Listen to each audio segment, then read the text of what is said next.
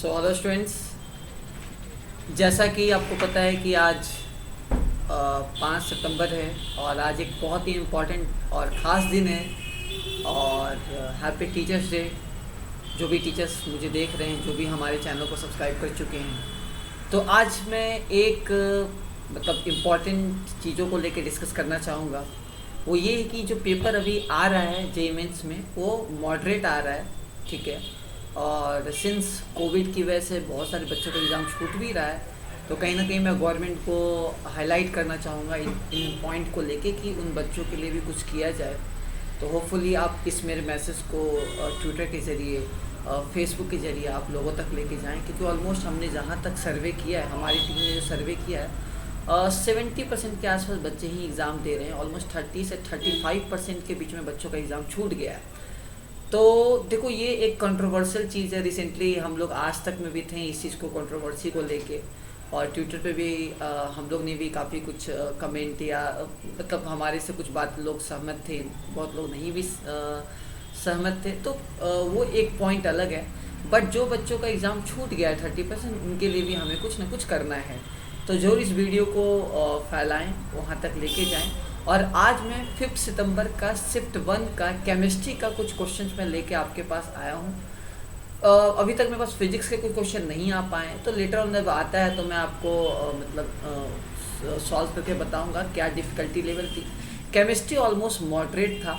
और अगेन मैं बोलना चाहूँगा कि ऑलमोस्ट 95% क्वेश्चन मेरे नोट्स से थे, सेम टू सेम इस टाइप का। और एक और चीज़ जो हम लोग डिस्कस कर सकते हैं वो ये कि पेपर ऑलमोस्ट एनसीईआरटी लेवल का है, और आप आराम से जो है वो डिस्कस आराम से आप चीज़ों को, अगर आप नॉर्मल प्रैक्टिस करते हैं, समझ के प्रैक्टिस करते हैं और चीज़ों को थोड़ा सा मेमोराइज और कॉन्सेप्चुअली देखते हैं, तो डेफिनेटली आप अच्छा कर सकते हैं।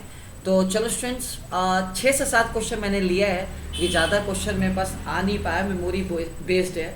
तो ऑर्गेनिक का ये क्वेश्चन है मेरे सामने, ठीक है। पहले मैं पेन ये वाइट बोर्ड ओपन कर लेता हूँ, तो ज़्यादा अच्छा रहेगा आपके लिए, ताकि मैं समझा पाऊँ।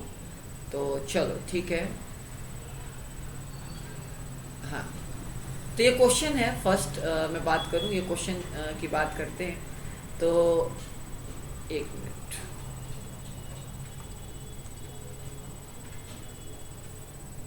ओके, चलिए। तो पहला जो क्वेश्चन है कि आपको एसिडिटी ऑर्डर कंपेयर करना है अल्फा हाइड्रोजन का, कि कौन ज़्यादा एसिडिक है। देखो, सबसे पहले आपको पता होना चाहिए कि कोई अगर स्ट्रॉन्ग एसिड है तो उसका conjugate base weak and stable होना चाहिए। जब भी आपको एसिडिक स्ट्रेंथ देखना है तो like you have to remove H plus and you have to like think about the stability of conjugate base. अगर मैं यहाँ से H हटाता हूँ तो ये क्या निगेटिव यहाँ बनेगा, तो ये निगेटिव चार्ज जो है वो दोनों साइड से रेजोनेंस करेगा, जिसको बोलते हैं क्रॉस रेजोनेंस। क्या बोलेंगे? Cross resonance. तो ये जो निगेटिव चार्ज है वो बोथ साइड रेजोनेंस कर सकता है। अगर आप यहाँ से निगेटिव चार्ज हटाओगे तो क्या होगा, ये ऑक्सीजन पे जाएगा, ये भी रेजोनेंस कर सकता है। अगर आप यहाँ से हटाओगे तो ये भी रेजोनेंस कर सकता है, बट यहाँ ऑक्सीजन का लोन पेयर भी रेजोनेंस कर सकता है। मतलब ये निगेटिव चार्ज को इसके कंपैरिजन में, इस वाले कंपाउंड के कीटोन के कंपैरिजन में, यहाँ वाला निगेटिव चार्ज कम डीलोकलाइज होगा। अच्छा, अगेन यहाँ भी निगेटिव चार्ज डीलोकलाइज होगा, बट क्या होगा कि यहाँ नाइट्रोजन का जो लोन पेयर है ये भी डीलोकलाइज हो सकता है। तो ये डीलोकलाइज होने की वजह से अगेन ये जो निगेटिव चार्ज है इसके कंपेरिजन में, एक कंपाउंड के कंपेरिजन में थोड़ा कम होगा। बट अगर बी और डी के कंपेरिजन में देखें तो ऑक्सीजन का इलेक्ट्रॉन नेगेटिविटी ज़्यादा है, तो ये लोन पेयर कम रेजोनेंस करवाएगा, बट ये लोन पेयर ज़्यादा रेजोनेंस करवाएगा। इसका मतलब क्या है कि ये आपका ये लोन पेयर जो है ज़्यादा डीलोकलाइज करेगा, तो इसका मतलब ये निगेटिव चार्ज कम डीलोकलाइज करेगा। बट अपना टारगेट क्या है? अपना टारगेट है कि ये वाला निगेटिव चार्ज ज़्यादा से ज़्यादा डीलोकलाइज करे, ज़्यादा से ज़्यादा स्टेबल हो। तो इसलिए सबसे ज़्यादा जो एसिडिक होगा वो सी का होगा, फिर आपका क्या होगा, ए का होगा, फिर आपका क्या होगा, बी का होगा, फिर आपका डी होगा। आप ऐसे भी सोच सकते हो कि इसका माइनस आई इफेक्ट ज़्यादा होगा तो और ज़्यादा एसिडिक स्ट्रेंथ रहेगा। तो ये एक ऑर्गेनिक का वन ऑफ द अच्छा क्वेश्चन था। अगर कोई बच्चा चाहे तो अच्छे से कर सकता है उसको प्रॉपर वे में, अगर उसको आइडिया हो चीज़ों को, तो वो जो है वो सॉल्व कर सकता है। चलिए, नेक्स्ट क्वेश्चन जो है नेक्स्ट क्वेश्चन हम लोग बात करेंगे, सेम ही क्वेश्चन है। चलो नेक्स्ट क्वेश्चन है मेरे साथ इलेक्ट्रोकेमिस्ट्री का, जो मैं आपको सॉल्व करके दिखाता हूँ, ठीक है। ये है कि आपको गैल्वेनिक सेल दे दिया था, ठीक है, आपको डेल्टा जी दे दिया है, यहाँ साफ दिख रहा है, तो आपको ई नॉट सेल निकालना था। तो delta G gives energy standard आपको पता है minus n F E naught cell, आपको आइडिया है। तो सिंपल सा डेल्टा जी आपको पता है किलो जूल पर मोल में, तो आप इसको जूल पर मोल में एक्सप्रेस कर लो, तो आप इंटू 1000 कर दोगे, आपको मिल जाएगा। यहाँ मैं सोल्यूशन भी लिख रखा है। और एन का वैल्यू 2 इलेक्ट्रॉन होगा, क्योंकि सपोज करो कॉपर हो सकता है, कॉपर टाइप का कुछ होगा, बट कॉपर नहीं होगा, बिकॉज कॉपर वाले केस में 1.1, डैनियल सेल में 1.1 आता है, बट यहाँ 2 वोल्ट आ रहा है बस अप्रोक्सीमेटली। और फराडे का अप्रोक्सीमेट वैल्यू 96510, और आपको पता है ऐसे इसका एक्यूरेट वैल्यू 96485 के आसपास होता है, बट लेकिन हम राउंड फिगर रखते हैं तो कैलकुलेशन थोड़ा हमारा ज़्यादा ईजी रहेगा। आगे कोऑर्डिनेशन कंपाउंड का क्वेश्चन है, ये तो आपका इलेक्ट्रोकेमिस्ट्री का क्वेश्चन था। एक कोऑर्डिनेशन कंपाउंड का क्वेश्चन है जो क्लास के एकदम पहले टाइम ही हम लोग, मतलब जब कोऑर्डिनेशन कंपाउंड हम बताते हैं, इस क्वेश्चन को भी हम हाईलाइट करते हैं, ये जेई में ही बहुत बढ़ाया हुआ है।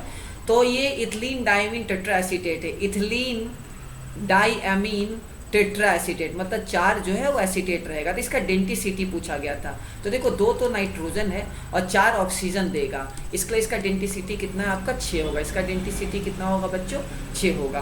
तो ये भी एक अपने आप में अच्छा क्वेश्चन था, एडवांस का प्रीवियस ईयर का क्वेश्चन था। और हम हमेशा बच्चों को बताते हैं कि भाई प्रीवियस ईयर तो बनाना पड़ेगा। अगर आप प्रीवियस ईयर नहीं बनाओगे तो आपको कोई माफ़ नहीं करेगा। आपको प्रीवियस ईयर तो हमेशा बना के रखना है, आपको हमेशा टारगेट करना है कि प्रीवियस ईयर बनना ही चाहिए। अगर प्रीवियस ईयर नहीं बनेगा तो भाई कुछ नहीं होने जाना है। चलो मेरे सामने और एक क्वेश्चन है, ऑल्दो मैं थोड़ा इसको आपके लिए जूम कर देता हूँ तो आपके लिए थोड़ा सही रहेगा, क्योंकि टाइम की काफ़ी कमी रहती है। चलो ठीक है, तो आपको पता करना है कि हीलियम प्लस है और आपका लिथियम 2 प्लस है, ताकि बोर मॉडल अप्लीकेबल हो सके, इसलिए सिंगल इलेक्ट्रॉन सिस्टम रखा गया है। आपको रेडियस कंपेयर करना, भाई ये सब क्वेश्चन भी रेडियस ऑफ ऑर्बिट आपको अगर पता नहीं होगा तो 0.529 एन स्क्वायर अपॉन जेड, क्या एंगस्ट्रम, आपको एन आपको पता है सेल नंबर, जेड का मतलब एटॉमिक नंबर, भाई अब निकाल लो। आपको निकालना डिफरेंस का निकालना है, तो इससे ज़्यादा क्वेश्चन आप क्या एक्सपेक्ट कर सकते हो कि हीलियम प्लस के अंदर 3rd और 4th का, और इसके अंदर आपको ये पता होना चाहिए। अभी देखो मैं आपको पहले भी थ्योरी बता, जितना बड़ा एटम होते जाएगा जो सेल के बीच में गैप है वो घटते जाएगा, मतलब जितना बड़ा एटम होगा वो सेल के बीच में जो है वो स्पेस आपका और घटते जाएगा, कॉन्ट्रैक्ट होते जाएगा। तो आपको ये भी समझ होना चाहिए, साइज से लेके आप समझ इसको ला सकते हो। चलो ठीक है, इंपॉर्टेंट चीज़ डिस्कस करें आगे। अच्छा, एक क्वेश्चन है कि आप कंप्लीट कंबसन करवा रहे हो हाइड्रोकार्बन का, प्रोपेन एंड ब्यूटेन का, तो minimum number of mole of O2 required. अरे यार इसको आप रिएक्शन बैलेंस कर लो, बस आपको पता चल जाएगा सिंपल सा कि ये आपको 1 है तो ये 5 मोल होगा, ये 1 है तो 30/3 मोल होगा। बैलेंस करना था, ठीक है ना, मतलब सिंपल सा यार, अगर आप ये बैलेंस कर पाओगे तो ये सिंपल सा 2n + 2 इस टाइप से आप करके आपका बैलेंसिंग O2 प्लस क्या XCO2 प्लस Y2H2O, तो आप निकाल सकते हो। तो ये CX + HY, मैं एक काम करता हूँ, ये जनरली स्टैंडर्ड इक्वेशन क्या लिखते हैं कंबसन का आपको पता है, मैं चलो आपको बैलेंस कर देता हूँ। जो नए बच्चे हैं उनको थोड़ा सा ज़्यादा सहूलियत होगी, ज़्यादा हेल्पफुल होगा। तो CXHY + O2 ये क्या होगा CO2 प्लस आपका वाटर, तो ये क्या होगा X, और ये क्या होगा Y/2। और अगर यहाँ ऑक्सीजन कंपेयर करें तो यहाँ ऑक्सीजन क्या होगा 2x, मतलब x प्लस क्या होगा Y/4। बस बैलेंस कर लें यार, मतलब बस आपको प्रोपेन का पता है तो x का वैल्यू पता है, y का वैल्यू पता है, पुट कर दो। तो ये क्वेश्चन को भी अगर आपको दिक्कत होगा तो उस केस में काफ़ी ज़्यादा प्रॉब्लम है। तो ये सब तो बेसिक क्वेश्चन था यार, मैं सच पूछो तो केमिस्ट्री ईजी आया था और अभी ईजी आ भी रहा है। जो बच्चे का केमिस्ट्री अच्छा है तो उनके लिए अभी थोड़ा सा एडवांटेज हो गया होगा, और जिनके लिए केमिस्ट्री थोड़ा टफ होगा तो उनके लिए एडवांटेज नहीं हुआ होगा, ठीक है। अच्छा, ये क्वेश्चन जो है इसमें और भी क्वेश्चन थे तो मैं उसको भी थोड़ा कर देता हूँ तो ज़्यादा सही रहेगा। चलो अच्छा ठीक है, नेक्स्ट क्वेश्चन जो है मेरे साथ वो ये है कि ये भी अगेन कोऑर्डिनेशन कंपाउंड का क्वेश्चन है, आपको आइसोमर कंपेयर करना था। तो सिंपल सा आपको पता है कि NO2 है तो इसके अंदर लिंकेज आइसोमर भी होगा, तो लिंकेज भी थोड़ा सोचना था, बिकॉज वो तो आपके अंदर आपको पता है कि वो स्ट्रक्चरल आइसोमर के अंदर आ जाएगा। लिंकेज हाइड्रेट सॉल्वेट आपको आइडिया होना चाहिए।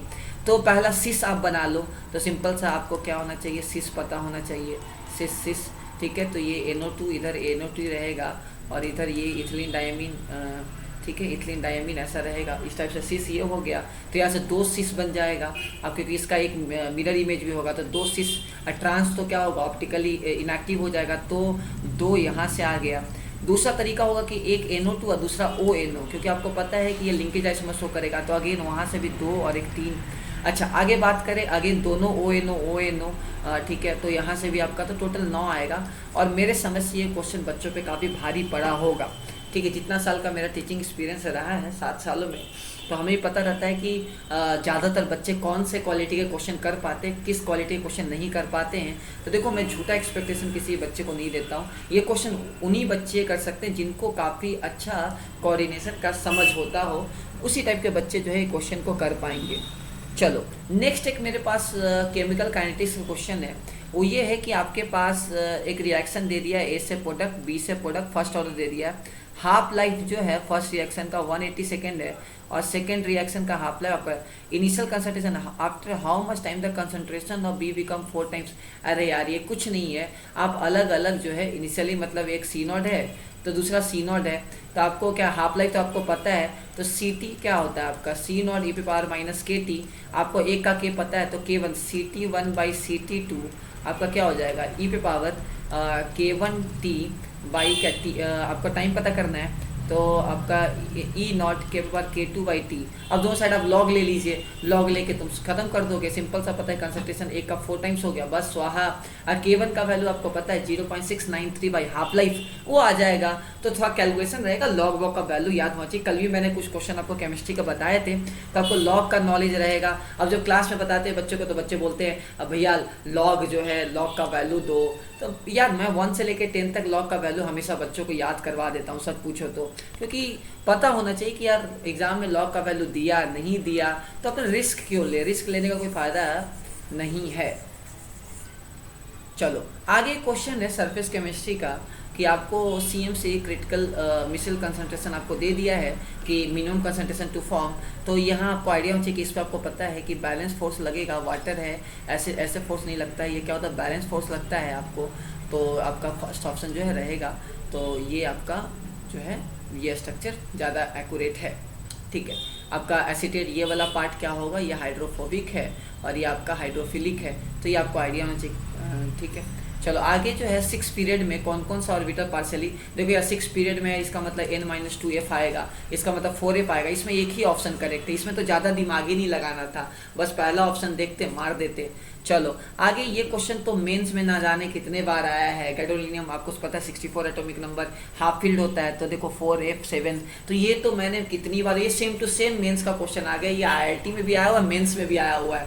कम से कम मेंस में 3 बार आया है, नीट में आपका 2 बार आया है, तो बहुत ही कॉमन क्वेश्चंस था माय डियर। तो मेरे ख्याल से ये मैंने कुछ क्वेश्चंस आपके सामने कवर अप कर दिए। तो अब आप मतलब नेक्स्ट वीडियो का इंतज़ार करो, तो देखते हैं। और भी फैकल्टी ने वीडियो अपलोड कर दिया है, अब देखते रहो। तो तब तक के लिए टेक केयर, बाय बाय, ख्याल रखें, कमेंट करें, शेयर करें, लाइक करें, सब्सक्राइब करें।